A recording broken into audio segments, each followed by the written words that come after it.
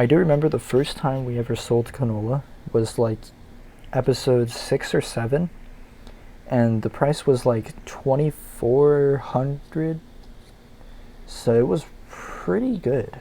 So yeah, I think it might be worth just getting the bigger tipper and semi.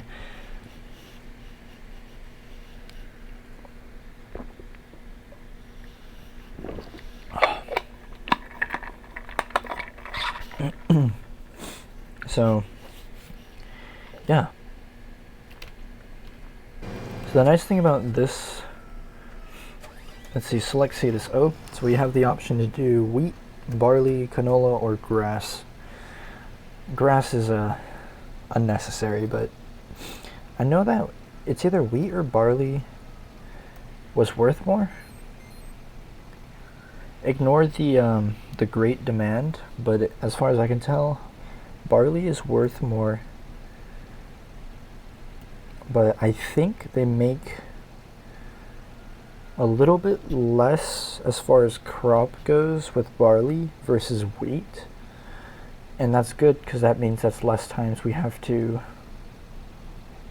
empty the harvester or take trips going back and forth between the silo and the place we're going to sell. So yeah, the mill looks like it's the best place for barley, and I think the mill was this area right here. So yeah, barley looks like a great option. So the sower moves at, I believe, 9 miles an hour. Let's see, did it finish growing? I think it did, so I'm going to stop time. So the sower moves at 9 miles an hour. The harvester moves at 6. And the sower is about as wide as the harvester, so we pretty much start the sower at, once the harvester is like around 2/3 to about halfway through the field. It's better to say halfway to like 2/3. So yeah, once he's around there, that's when we'll start. But pretty much as far as everything else goes, not much has changed. So I did sell the cultivator. I think whatever money I got from that, I either paid back a little bit of the loan and kept the money, or kept all the money. I don't remember, but I haven't done that many harvests. But after this harvest, we're going to keep all the crop. I'm going to plant barley, harvest barley, and sell. Probably loan out more money, and then let's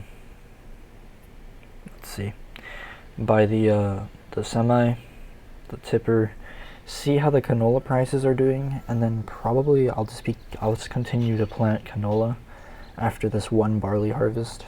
Honestly, I think one harvest is gonna be plenty. That's all we need. So I'll probably record as I'm finishing the harvest, so that way the selling part is the majority of the video, so that way it's not super boring, because I just typically just stand here and do nothing while this guy's harvesting. But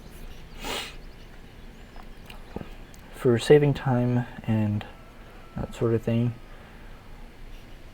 pretty much this episode has like 6 minutes left, so there's nothing else to do. But yeah, I will be planting barley, keeping all this canola, and we'll have around like 80,000, maybe 81,000 canola at the end of this. So plant barley, let it grow, harvest most of this, or I think all of this field, and then probably like halfway of that field, and then start recording again, so that way you guys can see the selling and then the buying of the new tipper. It's always the most fun for me with buying new equipment. But yeah, this game is actually significantly better than 2011. I actually enjoy playing this version more than 2011, and sometimes I even enjoy playing it more than 17. Now there are certain features that I wish they had that aren't in this game, but it's simple, and I think that's one of the things I enjoy about it. It's not super complicated. Now, obviously, if you go into like the cows or like animals and that sort of thing, it probably starts to get more complicated. And then having those menus to like know all the statistics and everything of your animals is important. So that's where those menus and features would come into play. But as far as like just harvesting and stuff, super simple, and I like it. One of the things I wish they did have though was I know in 17, I think that's the first version where it said in like the top right hand corner whether a harvester's was like at 80% or if it was full, and like if a hired worker was finished with their task, or they were unexpectedly stopped, or if they're blocked, or that sort of thing, it would always say in the top right. And especially with FS17, I had the glance mod, which allows you to look at exactly all your equipment, or all your like tractors and harvesters and that sort of thing.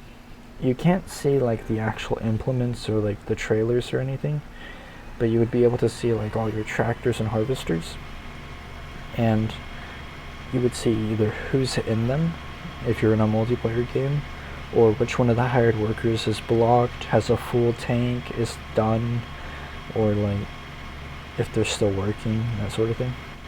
You would also be able to see how much is inside of their either tipper, their sower, or like inside the harvester to the exact percentage. And you would also be able to see how dirty they are, so whether they need to be washed or not. Now, I don't know if dirt actually has an effect on whether the tractor ages quicker. I know in 19 they actually have the whole aging thing where you have to repair the tractors, so maybe that's where it would cause more effect, but yeah. But I think 17 was probably one of my favorite versions. 15 was cool because that was like the first one I ever played. 19 is cool because of the new features, but it felt like it was just an upgraded 17. It didn't feel like a whole new game that was worth the $35 that they're asking for. Now, obviously, if you're new to Farming Simulator and you're looking for a version to buy, I'd say 19 is a great version to start because it gives you so much more than any of the other versions have. But personally, at this time right now, if you're thinking about buying, it might be worth waiting for like a sale, because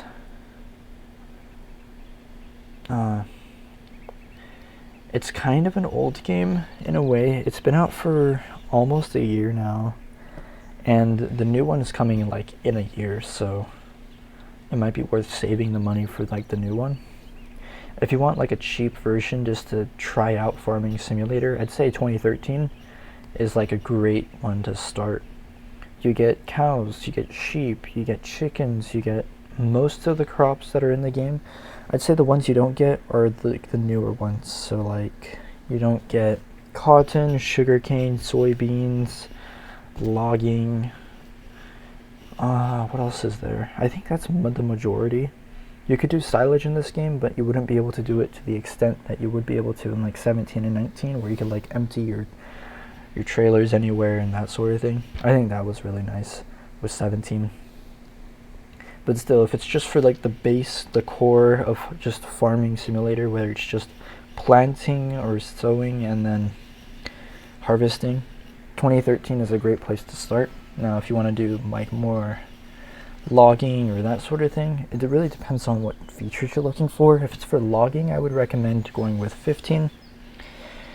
If it's silage, I would recommend 17, and like 19 is probably the best one for animals because it really has a lot of animals. Like you got your horses, which were the new ones. You also have dogs. There's sheep, chicken, cows, pigs, and each one has like a different requirement for what you feed them, how much water, the cleanness, what they produce, all that stuff. And I think 19 did a great job with that. I really hope 21 is going to be better than just an upgraded 19. But yeah, just depends on what you're looking for in the game.